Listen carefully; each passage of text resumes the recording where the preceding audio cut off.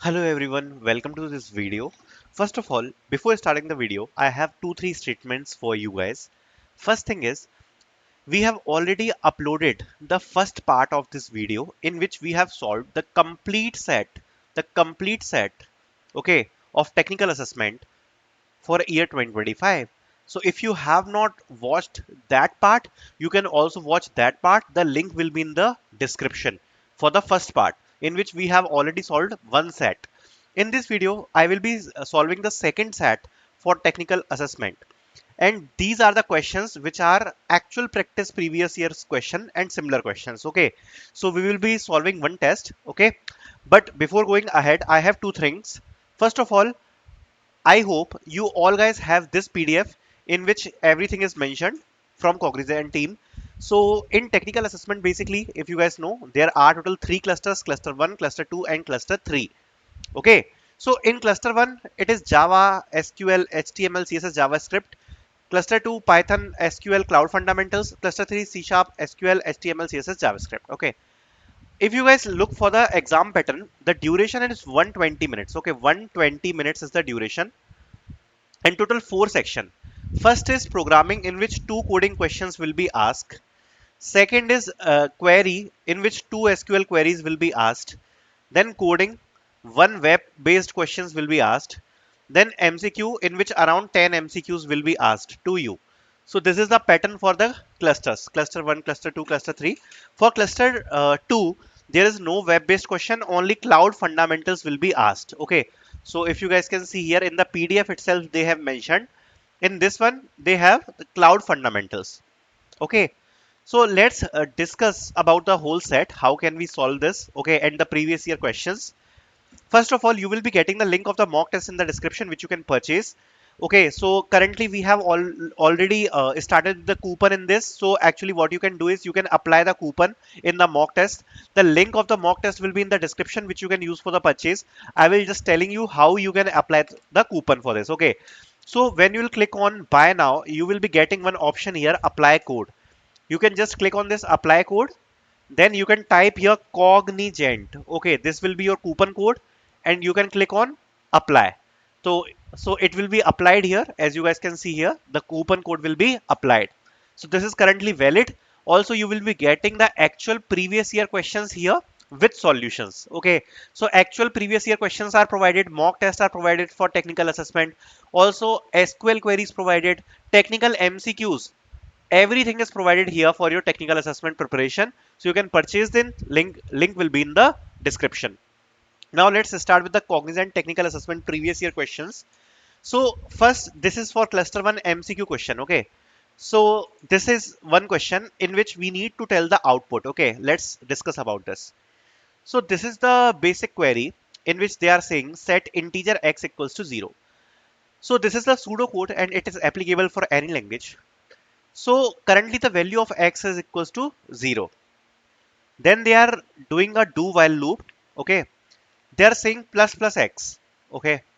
So if they are saying plus plus x, then definitely after this line, the value of x will be increased, right? So plus plus x value will be 1. Then display x, so it will display 1.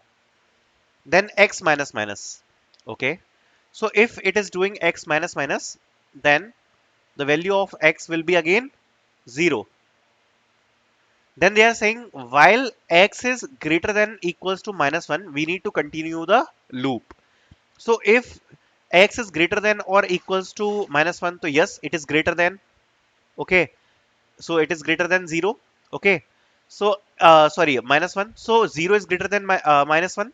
So definitely this loop will again continue with the value x equals to 0. So this loop will go infinite, infinite. In the output, we actually need to tell what will be the output. So just in the output, we can say infinite, infinite loop display. This is the output. Okay. Just we need to tell, you will be getting the options, 4 options. In the option, when you will be getting infinite loop display, just you can tick mark that question, because this loop will go infinite times. Okay. Because we have just discussed it, and this would be our answer. This is the another MCQ question where we are taking some number in the input. Okay, so we don't know what is the number, but here they are in the question they have asked if the number is 956, what will be the value of s.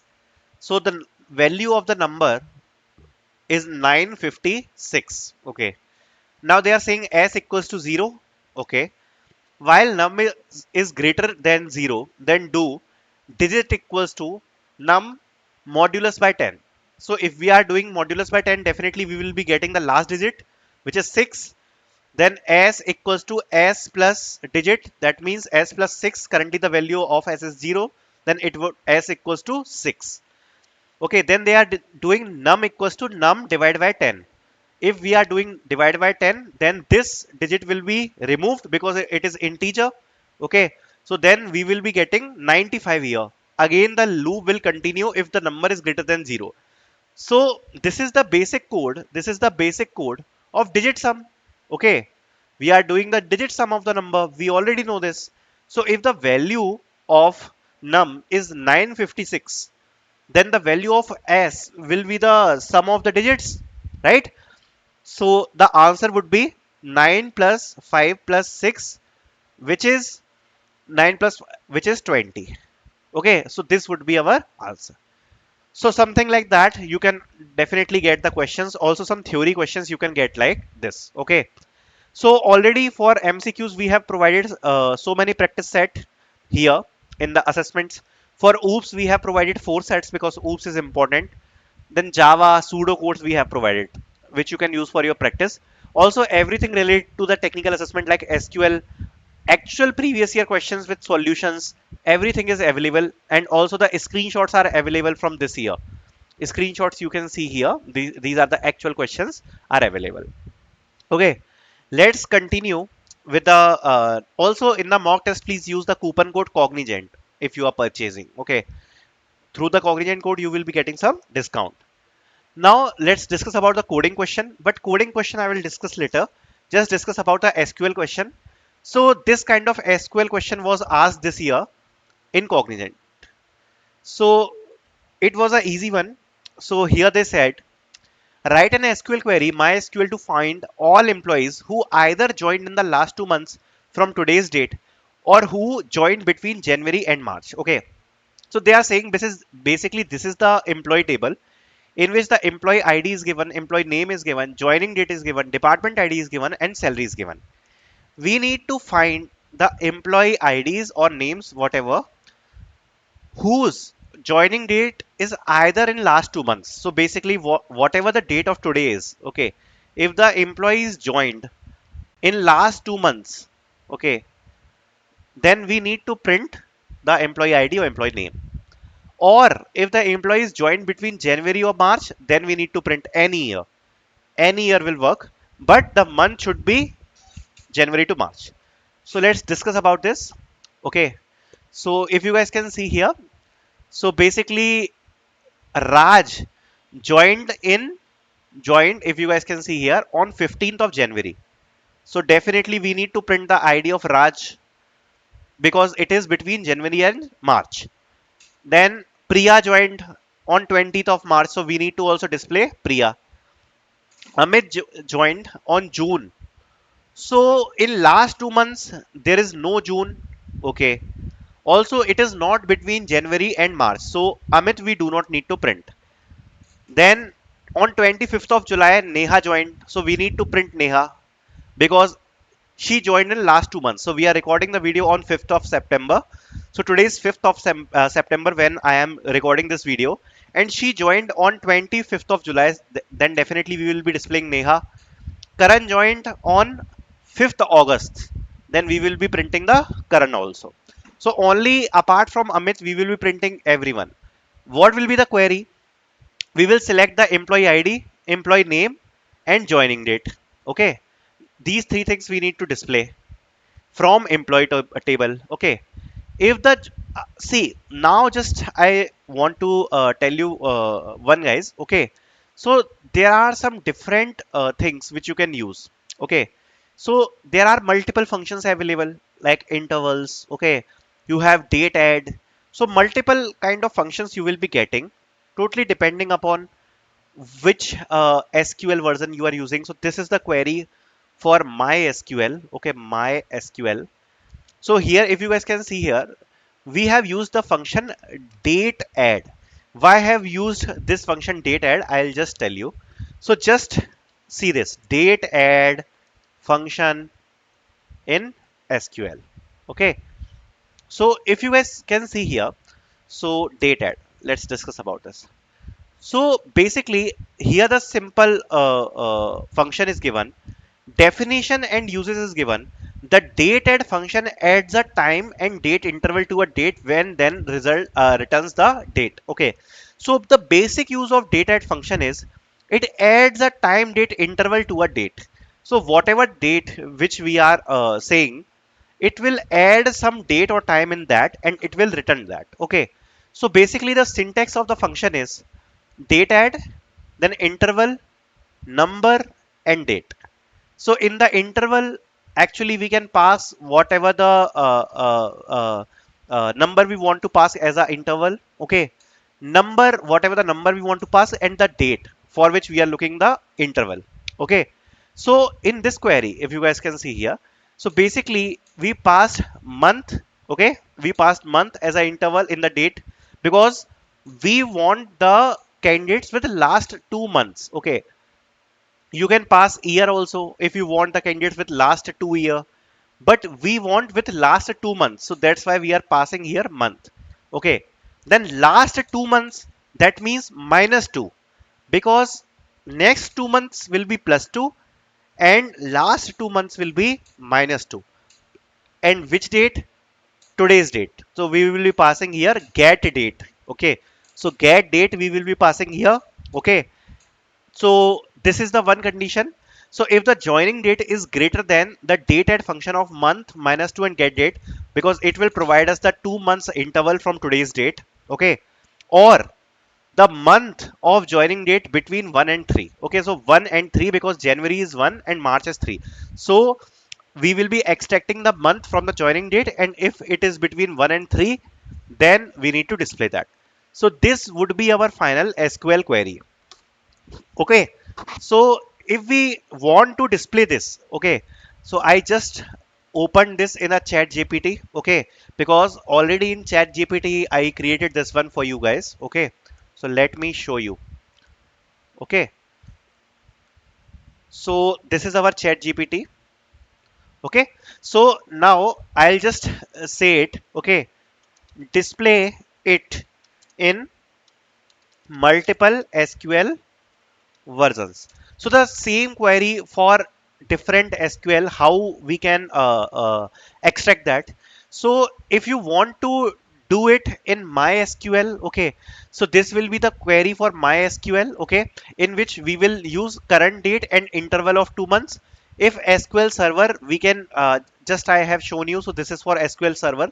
Then for PostgreSQL, this one will be the query, and for Oracle SQL, this one will be the query. Okay, in your examination I am hoping there will be MySQL. Okay, so if the MySQL version is there, actually you need to use the interval function. I'll just explain you how we use the interval. Okay, so this one was for SQL Server. Okay, I'll just tell you MySQL. Okay, because most probably you will be getting the MySQL in your Cognizant exam. Okay, so for my SQL, actually we use the interval function. Okay, now the interval function we use, I'll just tell you how we use this. So basically we will select this is the same when joining date. Okay, when joining date is greater than, okay, is greater than or equals to date sub. Why we are using date sub? Date sub means we want to subtract the date. Okay, we want to subtract the date. How it will subtract, I'll just tell you. So suppose today is 5th September, so today is 5.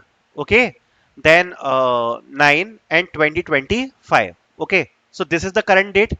Now date sub will be extracting the date. How it will extracting the date?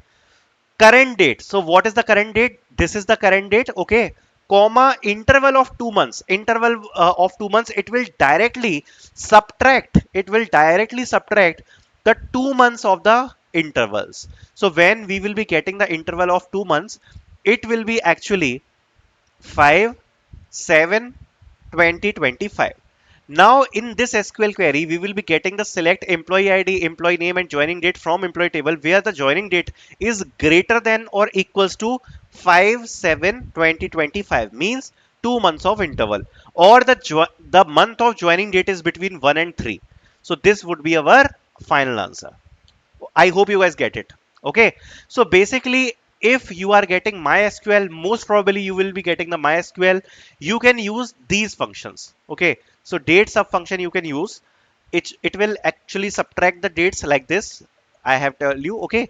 So these kind of multiple functions are available which you can use for your query. Okay. I hope this is clear. Now, let's discuss about coding question. So a similar question like this, I'll just display this one. Okay. So a very similar question like this one is asked in the examination of Cognizant. Okay. So this we will be solving here. So a very similar kind of questions like this was asked in the Cognizant examination. Let's solve this. So basically, this is saying in your local library. Let me zoom out. Okay, zoom in. Sorry. In your local library needs your help.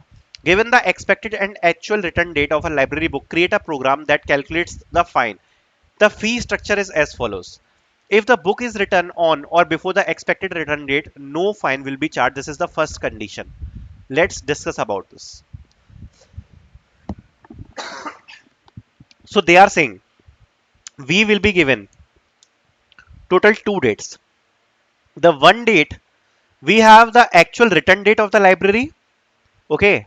And one date which was the expected date of return. So we have two dates in the inputs. One is the expected date to return the book, and one is the actual date of return. Now they are saying if we are returning the book before the expected date or on the same day, then the fine will be zero. Definitely the fine will be zero if the return date is less than the expected date. If the book is written after the expected return date, that if we are returning the book after the expected date but still within the same calendar month, if the month is same, then the fine will be 15 hackos multiplied by the number of days late. So we need to actually calculate the days. Okay, how many days actually the uh, days we are late. Okay, so actually we need to calculate the days. Okay, how many days we are late, and then we need to multiply by 15. If the book is written after the expected return month, okay, if the month is passed, if the month is changed, then the fine will be 1500 multiplied by the number of months late. So if we are returning the book after 1 month, okay, then there will be 500. If we are returning the book after 2 months, then the fine will be 1000, right? Because 500 multiplied by the number of months late. If the book is written after the calendar year, means next year if we are returning the book, the expected fine will be one 10,000. Okay, 10,000 if we are returning the book after the year. So just we need to like calculate the fine. So this is our question. Okay, so let's discuss about a sample input and output, then we will discuss the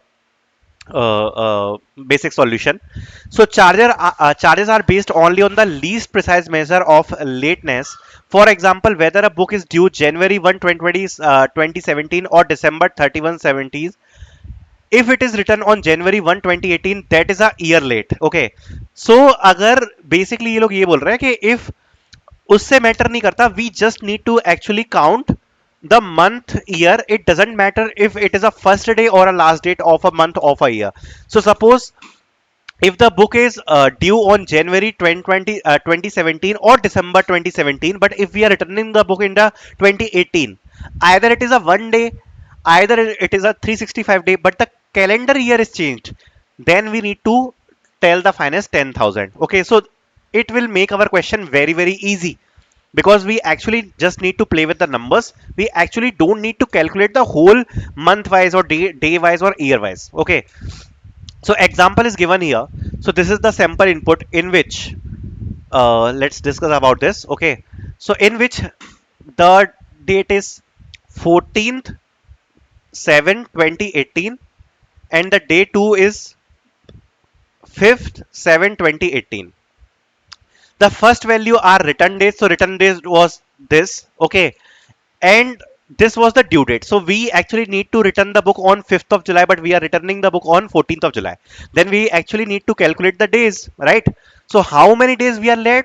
Total 9 days. So if we are late in the days, it will be multiplied by 15, then our output will be 135. This is our answer. Okay, so let's discuss about the another sample test case. So this is 962 215, and then 66215. So this is for the same month. We are late by 3 days. So 3 multiplied by 15, then 45 will be our answer. So it is very easy. What we need to do is, first we will be putting some condition like, if the year is same. Okay, if the year is same, try to understand this. We will be checking the all conditions. See, suppose we are returning the book in 2018 and the expected return year is only 2018, then this is fine.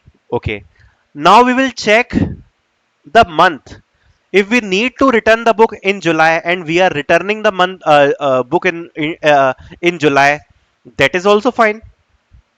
Okay, then we will check if we need to like return the book on 5th, but we are returning the book. If we are returning the book after 5th, then we actually need to count the days we are late, correct? So we will be doing d2 minus d1, right? Or d1 minus d2, whatever it is. So if you guys can see here, if the year is same, month is same, but the return date is greater than the expected date, then we will be doing 15 multiplied by d1 minus d2, right? This will be our answer. If the year is same and is month is different, so if we are returning the book after the month, then what will be our penalty? Calculating the total months, multiply by 500, correct? So we will be doing, if y1 equals to y2 and m1 is greater than m2, then 500 multiply by m1 minus m2. And if the year is late, then y1 is greater than y2, then we will directly return 10,000, else return 0. If we will submit this code will work. So if you guys can see here, the code is working fine. So similar kind of question was asked in the Cognizant this year.